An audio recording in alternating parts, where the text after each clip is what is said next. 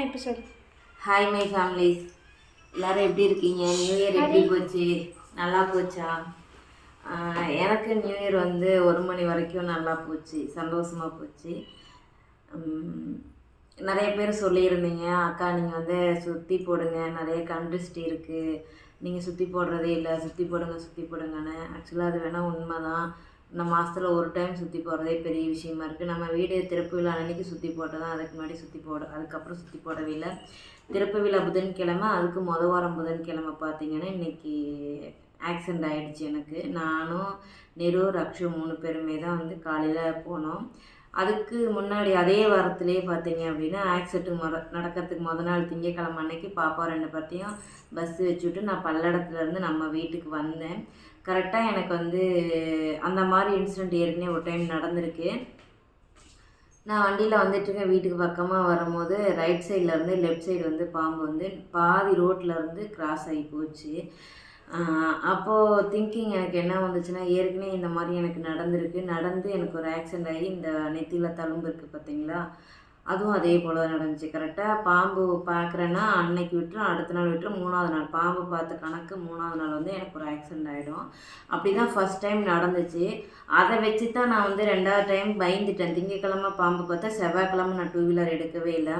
இங்கே பக்கத்தில் என்னோடய ரிலேஷன் இருக்காங்க, அவங்கள வர சொல்லி நான் வந்து பசங்களை ஸ்கூல் காலேஜுக்கு கொண்டு போய் விட சொன்ன விட்டாங்க.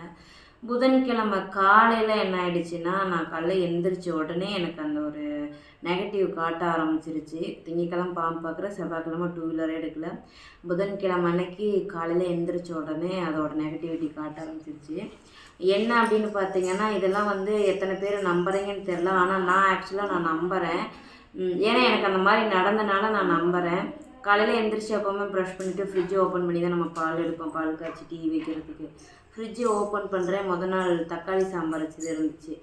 அதை அப்படியே கமுந்து கிச்சன் ஃப்ரிட்ஜு ஃபுல்லாக அடித்து அது ஒரு 1/2 மணி நேரம் 3/4 மணி நேரம் அதில் வேஸ்ட்டாக போச்சு. அப்போவே தெரிஞ்சிச்சு இன்றைக்கி ஏதோ சரியில்லை, நேரம் சரியில்லை அப்படின்னு சொல்லிட்டு நாம் இருக்க பொறுமையாக வந்து பசங்களுக்கு வந்து கம்மியாக தான் சாப்பாடு வச்சேன். சரி ஏதோ ஒன்று அவங்களுக்கு செஞ்சு தாட்டி விட்டுறலாம், ஸ்கூல் காலேஜ் போகட்டும்.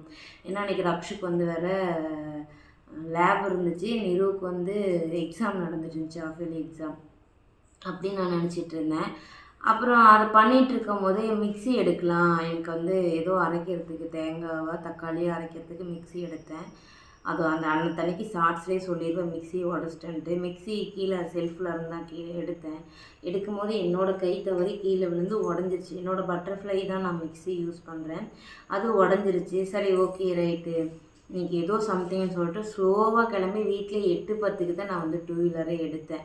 பரவாயில்ல, ரக்ஷு காலேஜில் கூட கொண்டு போய் விட்டுறலாம் அப்படின்னு சொல்லிட்டு நான் குளிச்சுட்டு, எதுவாக இருந்தாலும் முருகா நீ தான் தோணான்னு சொல்லிவிட்டு இவனை கொண்டு போய் பஸ்ஸு வச்சு விட்டு ரக்ஷும் நானும் பல்லடமே தாண்டலை. ஆக்சுவலாக போகும்போது அதை எப்படி சொல்கிறது, நான் வந்து லெஃப்டில் போகிறேன், ரைட்டில் வந்துட்டு ஒரு கார் வருது, ஐ மீன் ஆப்போசிட்டில். அந்த கார் வந்து நடுவில் தடுப்பு சுவர் இருக்கு இல்லையா, அதுக்கு அந்த பக்கம் காரு, நான் தடுப்பு சுவருக்கு இந்த பக்கம். எனக்கு முன்னாடி சிடிசி பஸ், அதாவது கவர்மெண்ட் பஸ் ஒன்று போகுது, காலேஜ் பஸ்ஸு நான். அந்த கவர்மெண்ட் பஸ் போகும்போது அந்த தடுப்பு சுவத்துக்கு அந்த பக்கம் இருந்த கார் வந்து லெஃப்ட் எடுக்கணும்னு சொல்லிட்டு லெஃப்ட் எடுத்துட்டார். லெஃப்ட் எடுக்கும்போது ஏடிசி பஸ்ஸோட சண்டை வந்துருச்சு. சண்டை வந்து அந்த பதட்டத்துலேயே அவர் வண்டி எடுத்து நடு ரோட்டில் தான் போனார். ஆக்சுவலாக நடு ரோட்டில் போயிட்டு ஒரு 10 மீட்டர் கூட போயிருக்க மாட்டார். சடனாக இண்டிகேட்டர் போடாமல் காரை லெஃப்ட் எடுத்துட்டார். லெஃப்ட் எடுக்கும் போது என்ன ஆகிடுச்சின்னா, என்னால் பேலன்ஸ் பண்ணவே முடியல. நான் 2 பிரேக்கும் அழுத்தி பிடிச்சேன், முடியல. போய் எடுத்து தூக்கி அடிச்சிருச்சு. தூக்கி அடித்ததில் வந்து கால் நல்லா அடி, சரியான அடி, ஓமடியாகவே. முழங்காலுக்கு ஆக்சுவலாக இந்த தொடையில் வந்து ஃபுல்லாக ரத்தம் கட்டிடுச்சு. இந்த லெஃப்ட் ஹேண்டில் பார்த்திங்கன்னா ஃபுல்லாக காயமாயிடுச்சு. அப்புறம் உடனே போலீஸ்காரங்க பஸ்ஸு டிரைவரில் இறங்கி வந்து அவங்க வந்து கண்ட மெனிக்க திட்டிட்டு அடிக்க போயிட்டாங்க. அவருக்கு அதுக்கு முன்னாடி அந்த பஸ்ஸில் வந்து அந்த பஸ்ஸில் அந்த மாதிரி நடந்தனால அவர் பதட்டத்தில் வந்து வண்டி ஓட்டினார். அந்த மாதிரி நடக்கும். சரின்னு உடனே ஜிஹெச் போக சொன்னாங்க, போலீஸ்கார் வந்தாங்க. ஜிஹெச் போனோம். ஜிஹெச் போயிட்டு இன்ஜெக்ஷன் பண்ணிவிட்டு நேராக ஜெம்மு ஹாஸ்பிட்டல் போயிட்டு, சரி நம்ம எக்ஸ்ரே எடுத்து பார்த்துடலாம், நம்ம வீடு ஃபங்க்ஷன் வேறு வச்சுருக்கோம், இந்த மாதிரி ஆகிடுச்சின்னா பயம் பதட்டம். சரி இந்த விஷயத்தை யார்கிட்டையும் எதுவும் சொல்லக்கூடாது, ஏன்னா நம்ம ஃபங்க்ஷன் வந்து டேட்டை ஃபிக்ஸ் பண்ணிட்டோம், எதுவுமே சொல்லக்கூடாது அப்படிங்கிறதுல தெளிவாக இருந்தேன். சரி ஓகேன்னு சொல்லிட்டு உடனே வந்து எங்கள் ரிலேஷனுக்கு கால் பண்ணால் வந்துட்டாங்க. அப்புறம் சூர்யா வந்துட்டான், ரக்ஷு என் கூட தான் இருந்தான். சூர்யாவுக்குலாம் பார்த்தீங்கன்னா காலேஜுக்கு ஆக்சுவலாக ஃபோன் போயிடுச்சு. சிடிசி பஸ்ஸில் இருந்த பசங்க, காலேஜ் பசங்க பூரா கால் பண்ணி இந்த மாதிரி ரக்ஷோட அம்மா விழுந்துட்டாங்க அப்படின்னு சொல்லிட்டு நம்ம சேனலில் எல்லாருமே பார்க்குறாங்க இல்லையா, ஸோ அவங்கெல்லாம் பார்த்துட்டு இன்ஃபார்ம் பண்ணியிருக்காங்க. அவன் உடனே வண்டி தூக்கிறதுக்கு முன்னாடியே கால் பண்ணி அம்மா என்னாச்சுமா அப்படின்னு சொன்னால் இந்த மாதிரி கண்ணு அப்படின்னு. சரி நான் வரமானா அவன் சூலூர்லேருந்து கிளம்பி பல்லடம் வந்துட்டான். ஹெல்மெட் எல்லாம் உடஞ்சிருச்சு. ஜிஹெச் போய் 2 இன்ஜெக்ஷன் போட்டு அங்கே ஒரு 1/2 அன் மேலே வெயிட் பண்ணிட்டு அப்புறம் ஜிம்முக்கு போனோம். ஒன்றும் பிரச்சனை ரத்த கட்டுதா அப்படின்ட்டாங்க. பொறுமையாக நான் வீடு வந்துட்டேன். வீடு வந்து என் ரிலேஷன் மாமா வந்து கூப்பிட்டு வந்துட்டாங்க. கூப்பிட்டு வந்ததுக்கப்புறம் நான் வண்டியே எடுக்கலை. வேண்டாம் கொஞ்சம் நம்ம தள்ளியே இருப்போம், நேரம் சரியில்லைன்னு சொல்லிட்டு அப்படியே இருந்தேன். அப்புறம் அப்படி அப்படியே ஃபங்க்ஷனும் கிட்ட வந்துச்சு. அப்புறம் ஓடியார ஹெல்ப்புக்கு வந்து அவங்கள தான் வச்சுக்கிட்டேன். ஃபுல் அண்ட் ஃபுல் எல்லாத்துக்குமே அவங்க தான் வந்து வண்டி ஓட்டிப்போங்க, நான் பின்னாடி தான் உட்காந்துப்பேன். ஏன்னா கால் அந்த அளவுக்கு வீக்கம் குறையாமலே இருந்துச்சு. அந்த புண்ணே கொஞ்சம் கொஞ்சமாக ஆறி இப்போ தான் சரியாச்சு. நேற்று தான் அந்த மேலே இருந்த தோலே வந்துச்சு. ஆனால் நான் இந்த விஷயம் யார்கிட்டுமே சொல்ல. அந்த நைட்டு தான் வந்து ஒவ்வொருத்தருக்கா இந்த விஷயம் வந்து தெரிய போகல. எல்லோரும் சண்டை போட்டாங்க, ஏன் இதை சொல்லலைன்ட்டு. சரி அதெல்லாம் விட்டுட்டு எல்லாமே முடிச்சுட்டு எல்லாம் கிளம்பி போயிட்டாங்க. சரி நம்ம அதை அப்புறம் சொல்லிக்கலாம் நானும் விட்டுட்டேன்.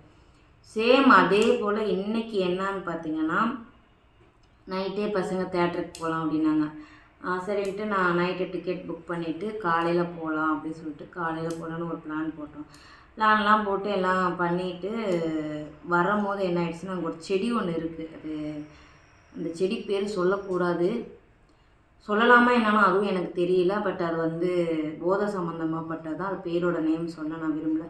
ஆனால் அது வினோதமாக இருந்தனால அது எங்களுக்கு என்ன செடினே தெரியல. அங்கே நின்று அதை ஆராய்ச்சி பண்ணிட்டு ஃபோட்டோ எடுத்தோம். கூகுளில் அடித்து பார்க்கலாம் அது என்ன செடியாக இருக்கும்னு சொல்லிட்டு நாங்கள் நின்று ஃபோட்டோ எடுத்துகிட்டு சரி போகலாம். கரெக்டாக 1:30 மணி போகலாம் அப்படின்னு சொல்லிட்டு வண்டி எடுக்கும் போது வண்டியை ஸ்டார்ட் பண்ணி ரைட்டு ஹேண்ட் எடுத்து வண்டியில் வச்சு, ஏன்னா 2 காலையும் நம்ம ஊனிருப்போம். ரைட்டு ஹேண்ட் எடுத்து வண்டியில் வச்சு லெஃப்ட்டு ஹேண்டை நான் எடுக்கவே இல்லை.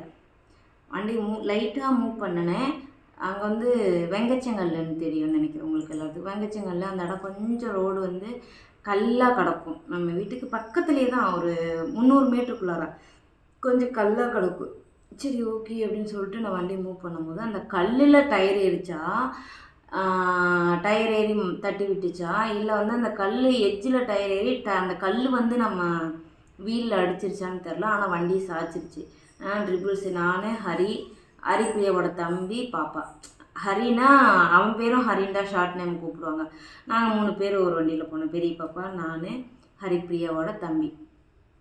அப்புறம் அவன் நடுவில் உட்காந்தான். நல்லா எனக்கு விழுந்தவொடனே தெரிஞ்சிச்சு நல்லா அடி அப்படின்ட்டு. ஃபேண்ட்டு கிழிஞ்சு ரத்தம் வர ஆரம்பிச்சிருச்சு. இந்த கையிலையும் வந்து நல்லா ஊமாடி, முழங்காலில் பார்த்திங்கன்னா நல்ல காயம். நான் வேணால் ஃபோட்டோ உங்களுக்கு காட்டுறேன் பாருங்கள். அப்புறம் இந்த கால் ஃபுல்லாக வீங்கிருச்சு. எனக்கு விழுந்த உடனே ஒன்றுமே புரியல. பக்கத்தில் நல்ல வேலையாக ஒரு அக்கா வந்தாங்க. வந்துட்டு எனக்கு மயக்கம் வந்துருச்சு. ஏன்னா ஆல்ரெடி நம்ம வந்து கொஞ்சம் டிப்ரெஷனில் இருக்கோம். அது கரெக்டாக இந்த மாதிரி நடக்கும்னே. அப்புறம் அந்த அக்கா வந்தாங்க. வந்தோடனே தண்ணி என்னால் முடியலக்கா தண்ணி கொடுங்கன்னு. அப்புறம் அந்த அக்கா தண்ணி கொடுத்தாங்க. குடித்தா ரத்தம் நிற்கவே இல்லை. அப்புறம் அந்த அக்கா புண்ணு அந்த ஃபேண்ட்டு கிழிஞ்சிருச்சு இல்லையா, ஆனால் ஃபேண்ட் லெகின்ஸ் தான் போட்டிருந்தோம். அதனால் அது இது பண்ண முடியாதனால அந்த ஃபேண்ட் மேலே தண்ணி ஊற்றினாங்க. ரத்தம் வந்துகிட்டே இருந்துச்சு. அந்த அக்கா சொன்னாங்க, இந்த ரோடே மோசமான ரோடு, இதில் ஏன்டா வந்தீங்க, அந்த ரோட்லேயே போயிருக்கலாமே அப்படின்னு. செடி பார்க்கலாம் அந்த அக்கா வந்தான்னு சொல்லிட்டு அப்புறம் மெதுவாக வீடு வந்துட்டோம். வீடு வந்து ஃபேண்ட்டை கழட்டிட்டு பார்த்தா நல்லா காயம் வந்து இன்னமும் அப்படியே ரத்தமாகவே இருக்குது. மருந்து போட்டிருக்கேன், ஆனால் இன்ஜெக்ஷன் எதுவுமே நான் எடுக்க போகலை. அந்த விழுந்த அதிர்ச்சியில் ரக்ஷுக்கு வந்து ஃபீவர் இருந்துச்சு. என்னடா இப்படியே நடக்குதுன்னு சொல்லிட்டு அவன் ஏற்கனவே கால் லைட்டாக வலிக்குதுன்னு சொல்லிட்டு இருந்தான். அதில் பார்த்திங்கன்னா அவனுக்கு இப்போ ஃபீவர் வந்துச்சு. அவன் பெட்ரூமில் படுத்திருக்கான். மதியம் போட்டிருந்தேன் ஷார்ட்ஸில் கூட நான் சொல்லியிருப்பேன். ஃபீவர் வந்துடுச்சு. பயம் அழுதுகிட்டே இருந்தான். அப்புறம் சமாதானப்படுத்தினேன். இப்போ நான் வந்து ஏன் இதை சொல்கிறேன் அப்படின்னா, நானும் நிறையா ஜாக்கிரதையாக தான் இருக்கேன். ஆனால் நீங்கள்லாம் சொல்கிற மாதிரி நிறைய கண்டிஸ்ட் இருக்கும் போல். ஏதோ ஒன்று என்னை துரத்துது. அது சரியாக தப்பான்னு தெரில. நியூ இயர் அதுவுமா எனக்கு இப்படி ஆகும்னு நினச்சி கூட பார்க்கல. அதுக்கு முன்னாடி விழுந்தது கூட சரி ஃபங்க்ஷன் டயத்தில் இந்த மாதிரி நடந்துருச்சு அப்படி தான் நான் இருந்தேன். ஆனால் இப்போ இந்த மாதிரி நடந்ததை பார்த்தோன்னே முடியல, கஷ்டமாக இருக்குது. இப்போ நான் நியூ இயர் அதுவுமா ஹரிப்பிரியா தம்பி, நம்ம பசங்க யாருமே ஹாப்பியாகவே இல்லை. அக்கா ஊர்லேருந்து வந்துட்டுருக்காங்க. இப்போ அவங்களை 7:30க்கு பிக்கப் பண்ண போகணும். அவங்க ஆல்ரெடி மதியம் கால் பண்ணும்போது நான் அவங்ககிட்ட சொல்லிட்டேன். ஏப்பில் பார்த்து கம்முன்னு இருக்க வேண்டியதானே அப்படின்னாங்க. என்னக்கா பண்ணுறது, நடக்குது, நீங்கள் பார்த்து பத்திரமா வாங்கன்னு சொல்லிட்டு ஃபோனை வச்சுட்டு அப்புறம் அந்த வலியோடே பசங்களுக்கு சமைச்சு கொடுத்தேன். நமக்கு தான் வலிக்குது, பட்னியை படுத்துக்கலாம், குழந்தைங்க 4 பேர் இருக்காங்க, அவங்க என்ன பாவம் பண்ணாங்க அப்படின்னு சொல்லிட்டு அந்த வலியோடயே சமைச்சு கொடுத்தேன். சாப்பிட்டாங்க. அந்த சாப்பாடு இப்போ கொஞ்சம் இருக்குது, அதை சாப்பிட்டுக்கோங்க. நான் இந்த இதோடையே போய் நான் அக்காவை பிக்கப் பண்ணிட்டு வர போகணும். ஸோ எனக்கு தெரிஞ்சு நான் கடவுள்கிட்ட ப்ரே பண்ணிக்கிறேன். பட் என்னோடய மிஸ்டேக்ஸும் இருக்குது. என்ன அப்படின்னா, நம்ம குலதெய்வ கோயிலுக்கு போகிறோன்னு சொன்ன வீடு இது பண்ணோன்னே இன்னும் என்னால் போக முடியல.